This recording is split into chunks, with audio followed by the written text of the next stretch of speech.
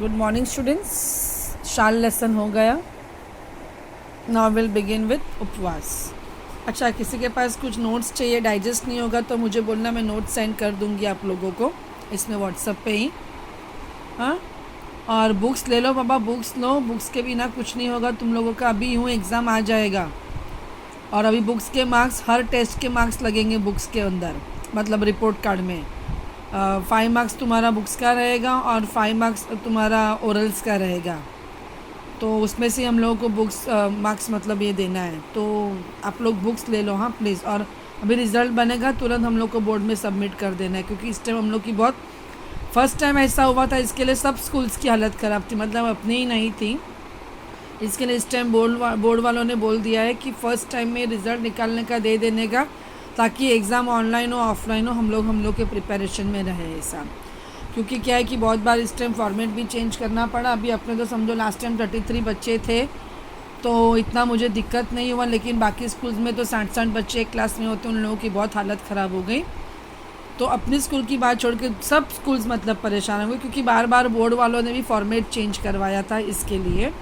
तो इस टाइम उन लोगों ने बोला अभी यही फॉर्मेट से आप लोगों को, हम लोग को यूनिट से रिज़ल्ट चेंज करवाना है. क्योंकि हम लोग तो बना के भेज देते, फिर उसका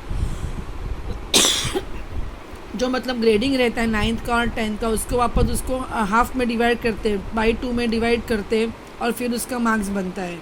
तो उसके लिए सब बहुत परेशान हो चुके थे. तो अभी इस टाइम उन लोगों ने 9th-10th का हम लोगों को एवरी यूनिट का, एवरी एग्ज़ाम का मार्क्स तुरंत ही भेज देने बोला है, ताकि वो लोग बोर्ड वाले ये फॉर्मेट तैयार रखेंगे, चाहे ऑफलाइन हो चाहे ऑनलाइन हो इसके लिए.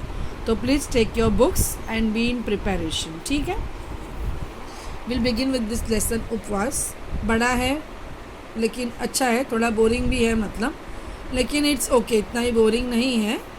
उपवास अभी जैसे हमारे जैसे मोटे लोगों के लिए एक डाइटिंग है, उसके लिए ये लेसन है. तो डाइटिंग नहीं कर पाते हैं, समझ में आया? तो उसके लिए ये एक लेसन है. अभी ये लेखक है पु.ल. देशपांडे, पुरुषोत्तम लक्ष्मण देशपांडे. बहुत ही अच्छे हैं वो लेखक. 4 लेसन उनका हम लोगों ने पढ़ा.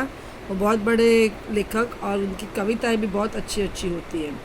ठीक है, तो पु.ल. देशपांडे यांचा जन्म झालेला 1919 साली, मतलब 1919 में, आणि 2000 में वो गुजर गए. ठीक है, अभी वो उन्होंने बहुत कुछ लिखा था. अभी इसमें मैं वो नहीं पढ़ती, वो मतलब उसकी जो बुक्स के नाम हैं.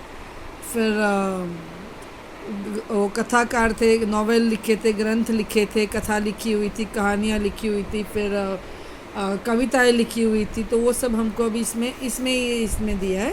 इट इज़ ओके, लाइक उनकी सब फेमस बुक्स के नाम से इसमें अभी यही पढ़ना है. मध्यमवर्गीय व्यक्तीचा संकल्प व संकल्पपूर्तीत कसे अंतर पडते आणि संकल्प करणारे व्यक्ती कसे हास्यास्पद ठरतात, त्याचे मजेदार चित्रण प्रस्तुत लेखकात पु.ल. देशपांडे यांनी केलेले आहे. अभी वो बोल रहे कि ये जो लेसन हो किसके ऊपर है? मध्यम वर्गीय, मतलब मिडिल क्लास. थोड़ा थोड़ा मैं मराठी में बोलूँगी ताकि आप लोग को लिखना मराठी में है. तो अगर मैं सब कुछ हिंदी में बताऊँगी तो आप लोग लिख नहीं पाओगे. ठीक है, तो मध्यम वर्गीय म्हणजे मिडल क्लास. मिडल क्लास व्यक्तीचा संकल्प मतलब एक प्रॉमिस, एक टास्क, एक चॅलेंज. नॉट प्रॉमिस बट एक चॅलेंज. ओके, तर मध्यमवर्गीय व्यक्तीचा संकल्प व संकल्पपूर्तीत कसे अंतर पड़ने मतलब कैसे ही बीच में से छूट जाना. ठीक है, उसको बोलते हैं अंतर पड़ने. और वो जो आदमी संकल्प करता है उसके ऊपर लोग कैसे हंसते हैं, हास्यास्पद ठहरते वो इंसान.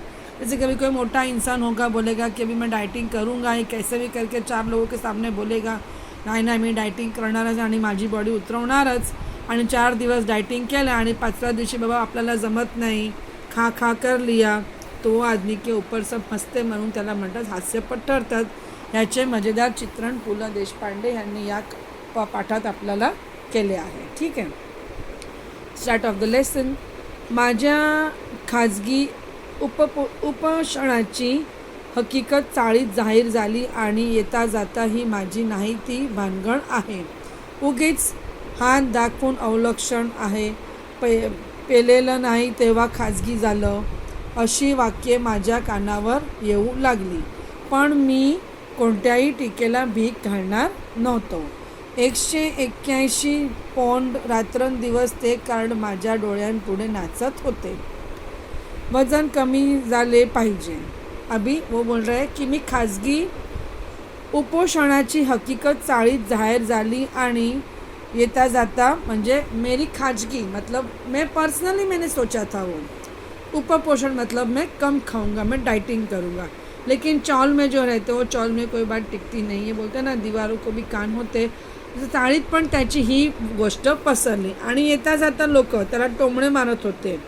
नहीं थे भानगड मतलब नहीं कुछ वो खड़ा कर दिया उसने. भानगड मतलब कुछ नहीं वो बात खड़ा करना. उगीच हात दाखवून अवलक्षण मतलब दूसरे कोई आता जाता उसने उसको टॉर्चर किया. हाथ दाखवून अवलक्षण मतलब हाथ दिखाओ और नहीं देखे जैसा करना, नज़रअंदाजा मतलब ये सब उसको टॉर्चर कर रहे कि इससे कुछ होने वाला नहीं है. पेललेलं नहीं तेव्हा खाजगी झालं. पेललेलं नाही तेव्हा खाजगी झालं मतलब नहीं सह सकता है फिर भी वो उसको अभी वो करने वाला है. कभी डाइटिंग पहले से करता था तो इतना बॉडी नहीं बनता था. कभी पेललेलं नहीं, कभी सहा नहीं है तो भी उससे नहीं होगा. ऐसे वो रात्रंदिवस उसके सामने ये था. लेकिन वो बोल रहा है कि मैंने किसी का वो टॉर्चरिंग सुना ही नहीं. मला रात्रंदिवस काय होत असे तर 181 पाउंड 181 पाउंड मतलब 82 kg एंड 174 ग्राम्स उसका वजन था. वो उसके सामने उसके दिमाग में और नज़र के सामने वो काटा उसके सामने घूम रहा था. झोप कमी झाली तर वजन उतरते या विचाराने मला त्याचेही काही वाटत नव्हते. मी पूर्वीसारखा गाढ झोपत नाहीत यावर धर्मपत्नीचा मात्र अजिबात विश्वास नव्हता. घोरत तर असता रात्रभर अशासारखी गुरुत्तरे मला करत असते. अभी बोलते ना कि ज़्यादा सोते जो एकदम गाढ़ नींद मतलब बहुत अच्छी गहरी नींद में सोते उनका भी वजन बढ़ जाता है. तो वो बोल रहा है मी झोप कमी केली तर माझी बायको सांगते का काय झोप कमी केली. घोरत तर असतात मतलब अब तो सोते तो वो स्नोरिंग का आवाज़ आता है ना तो बोलते घोरत तर असतात. बोल रहा है ऐसे भी मुझे मेरे घर वालों से भी सुनना पड़ा, बाहर वालों ही तो क्या, लेकिन फिर भी मैंने डाइटिंग